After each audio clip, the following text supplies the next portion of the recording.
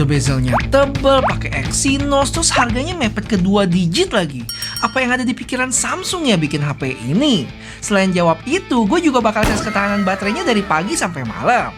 Plus, dari request teman-teman kemarin, gue bakal bandingin sama A54 dan S23 regular. Mulai dari performance, gaming, kamera, dan lainnya. Kira-kira apakah Samsung Galaxy S23 FE ini patut buat dilirik?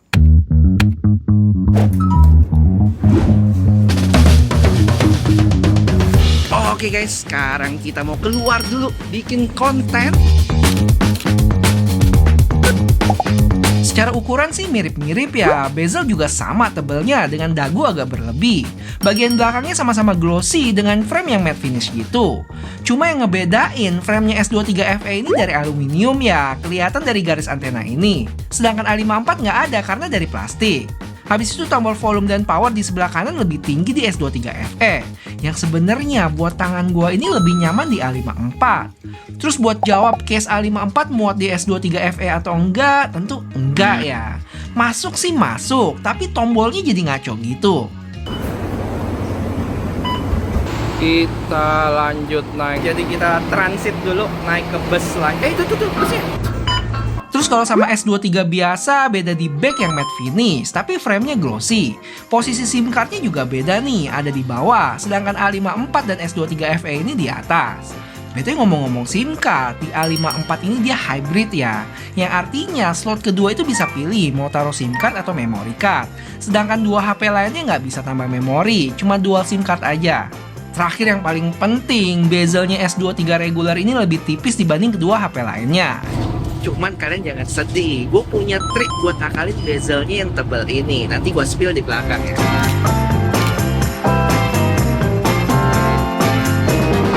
Jadi dari komen-komen kemarin, ada yang mau nitip salam loh dari Marco ID buat Fitri di Tangerang. Katanya aku akan siap melamarmu. Katanya iya, cihuy dari Marco. Oke guys, update dulu. Sekarang jam 10.57, baterai ada di 87% ya. Udah datang makanannya, kita shoot-shoot dulu.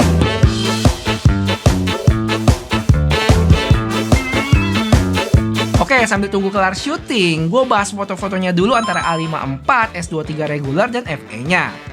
Jadi di hari sebelumnya gue udah sempet coba tes ya buat selfie. S23 bisa kasih foto yang paling enak dilihat sih. Kedua S23 FI dan terakhir A54 yang agak kecoklatan. Tapi kadang bisa lebih terang juga. Untuk foto-foto pemandangan dengan pencahayaan yang cukup menurut gue hasilnya mirip-mirip aja. Paling perbedaan tipis di warna. Ada yang lebih biru langitnya, ada yang overall lebih hangat dan cool kebiruan juga. Cuman yang pasti kelihatan adalah zoomnya sih. Karena nggak ada telefoto, jelas A54 keteteran. Untuk 3 kali zoom sebenarnya masih beda tipis, kecuali kalau kita crop lagi gambarnya. Tapi kalau udah zoom yang jauh kayak 10 kali, jelas detail gambar di A54 udah berkurang dan warnanya pun pudar. BTW maksimum zoom buat foto itu di 10 kali untuk A54 dan 30 kali di S3 regular dan FE. Itu tadi untuk foto pemandangan yang cukup jauh. Tapi kalau jarak objeknya cukup dekat, kita bisa lihat perbedaan karakter warna tiap-tiap HP. Yang mana A54 itu paling flat, S23 FE paling keluar warnanya, dan S23 regular bisa gue bilang paling balance sih. Terus gimana foto portretnya? Warna di A54 sama ya, kurang keluar dibanding kedua HP lainnya. Tapi dari sisi pemisahan objek dengan background sama-sama baik di foto ini. Terakhir buat kondisi yang cukup kompleks kayak gini, S23 regular dan FE-nya bisa memproses gambar cukup baik. Sedangkan A54 kewalahan mengekspos bagian langit di ujung sini. Terus saat zoom 3 kali pun juga sama. Bagian depan gua ini masih cukup kelihatan untuk S-series dibanding A54 yang lebih gelap dan noise-nya cukup berasa. BTW buat video sabar ya, nanti kita lanjut lagi habis ini. Oke, akhirnya part pertama kelar, nanti lanjut part 2. Sekarang kita mau balik jemput si bocil ya. Halo. Oke guys, update aja. Sekarang jam 11.53, baterai ada di 81% ya. Sekarang kita mau jemput bocil dulu. Atau beli cemilan dulu. BTW video A54 ini resolusinya mentok di 4K 30 fps ya untuk kamera depan dan belakang. Sedangkan S23 reguler dan FE-nya dia bisa mentok sampai 4K 60 kamera depan dan belakang juga. Plus kamera belakangnya bisa shoot 8K 24 fps di S23 FE dan 30 fps di S23 reguler. Yo, tutup. Baru ingat hari Senin ya. Hari Senin banyak yang tutup. Kita beli yang sebelah itu aja.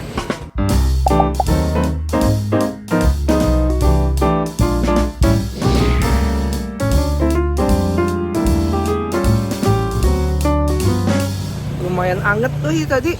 Shoot 4K 60 nih HP-nya. Anget doang sih. Hai Ethan, come here, hak papa. Oyo, langsung glendotan ya.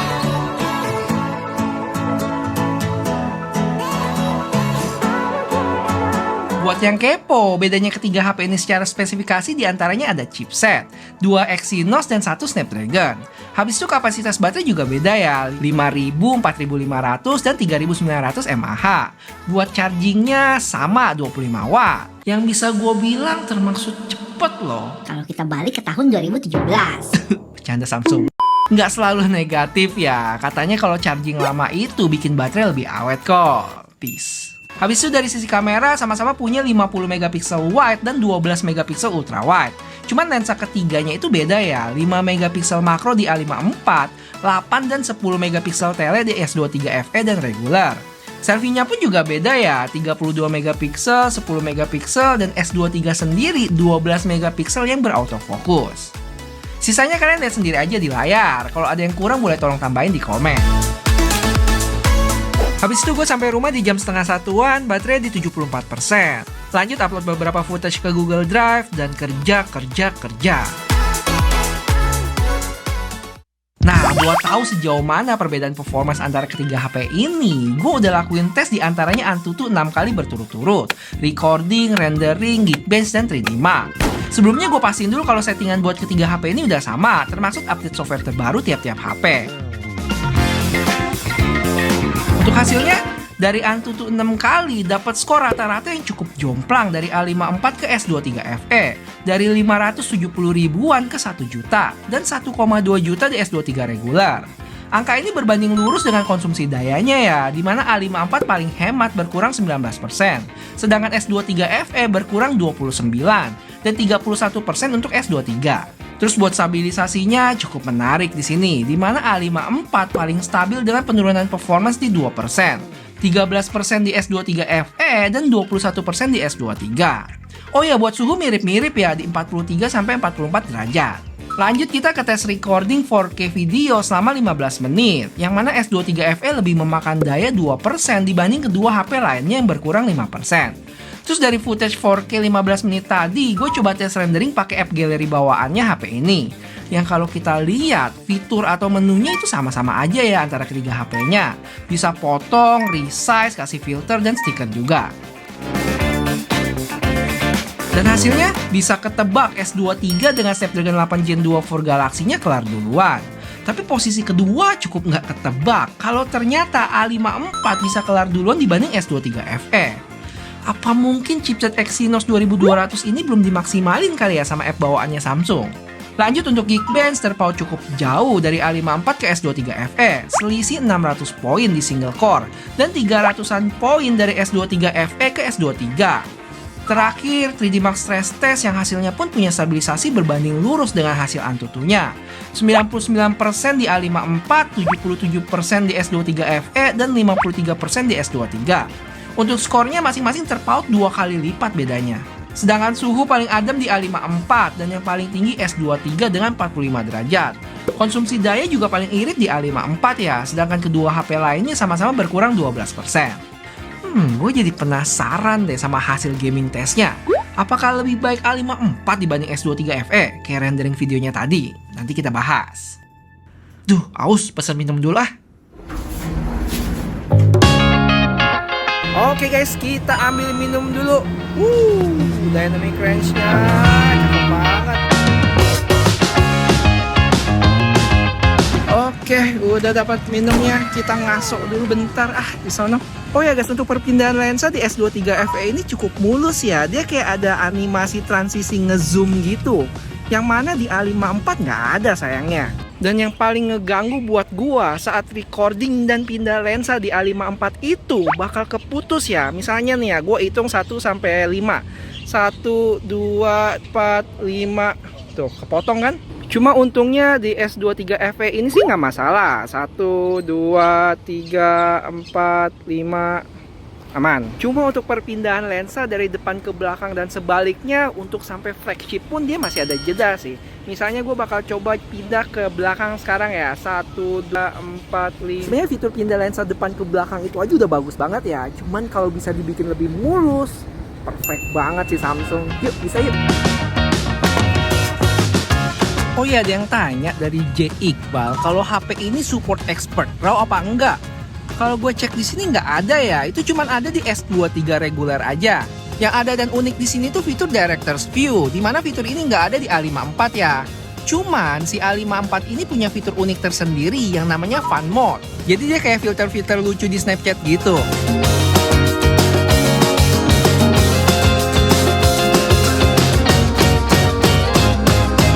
BTW banyak juga yang minta gua buat bandingin sama versi sebelumnya yaitu S21 FE. Dan mohon maaf ya, nggak bisa nih karena nggak ada HP-nya. Semoga channel ini makin gede, jadi modalnya lebih banyak dan bisa beli HP-HP yang mau dibandingin. So, biar bisa kesampaian, bantu like video ini ya. Dan subscribe juga buat yang belum. Thank you. Habis itu gue sempat nge-game Mobile Legends yang dapat settingan ultra. We can do what has been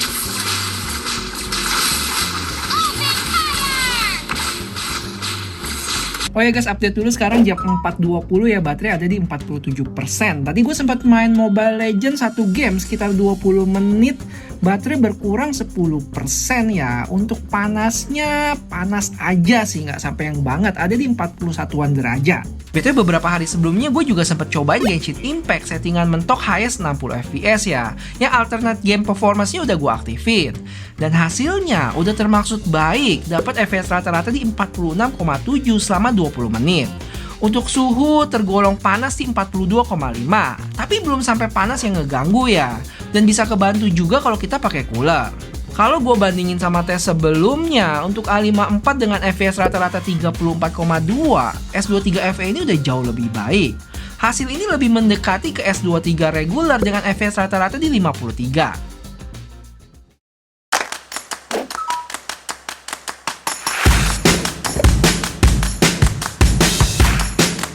Oke, kita bandingin video. Sebenarnya nggak jauh beda hasilnya sama foto, di mana Galaxy S series-nya punya dynamic range yang lebih baik. Habis itu dari sisi warna juga S23 FE yang paling keluar. Kedua S23 dan terakhir A54. Buat ultrawide A54 cukup kewalahan, terlalu putih dan warnanya cenderung pucat. Buat video zoom yang gua tes di 10 kali, A54 jelas udah ngeblur. S23 FE udah kayak cat air. Kalau S23 detailnya masih lebih kelihatan. Gimana dengan stabilisasi? S23 reguler dan FE stabil di semua resolusi ya, sedangkan A54 terlihat gempa di resolusi 1080p 60, mau di video kamera belakang ataupun selfie-nya. Untuk kualitas video selfie, muka gue lebih putih agak kekuningan gitu di A54, sedangkan dua HP lainnya mirip-mirip. Untuk dynamic range juga lebih baik dikit di S23 reguler dan FE. Oh iya, nggak lupa buat kamera depannya di S23 reguler ada autofocus ya. Jadi jerawat di dagu gua ini lebih kelihatan. Aduh, bikin greget nggak sih? Oke guys, sekarang kita lagi ada di Vivo nih, mau bikin konten part 2-nya. Laksa yang mahal ada di sini nih. Oke guys, kita udah sampai tempat makannya. Update dulu sebentar, sekarang jam 5.41, baterai ada di 39% ya.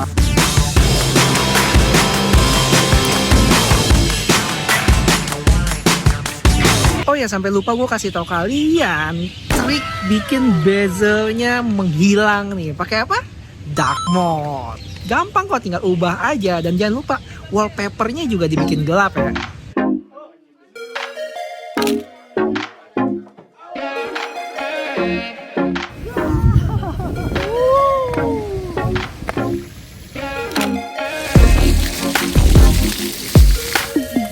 ada yang mau titip salam lagi nih dari Fanny Fatur yang lagi LDRan sama istrinya, Indo Serbia loh gitu. Wow. Jadi inget zaman-zaman kita dulu LDRan ya. Udah lah, nggak usah di-spill lah. Sadis emang, menyerupai flagship banget. Sampai HP ini bisa shoot bulan juga guys. Parah.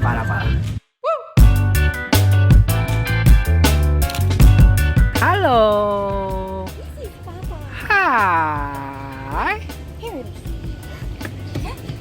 High five. Oke guys, kita udah mau balik dan update dulu. Sekarang udah mau jam 8, baterai ada di 18%.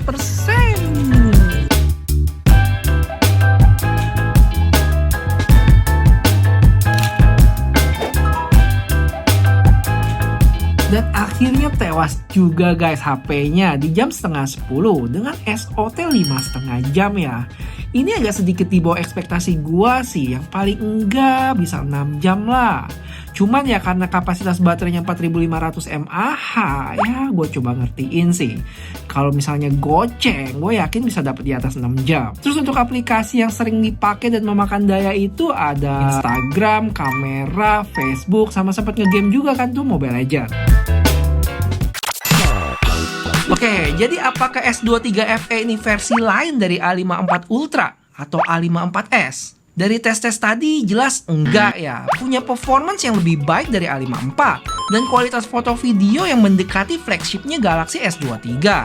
Tapi gue ngerti sih kenapa orang bisa beranggapan gitu. Karena ya emang secara bentuk mirip banget dengan A54, apalagi bezelnya yang tebal itu. Belum lagi, HP ini punya suhu yang cenderung lebih tinggi.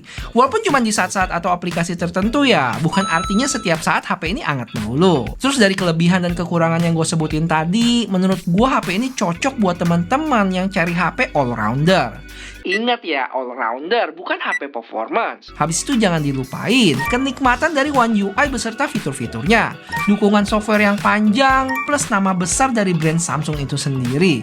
Dan terakhir, harganya yang nggak sampai belasan juta kayak flagship S23 series. 9 juta buat 8 plus 128 dan 10 juta buat 8 plus 256. Dengan 4 varian warna ya, mint, purple, graphite, sama cream.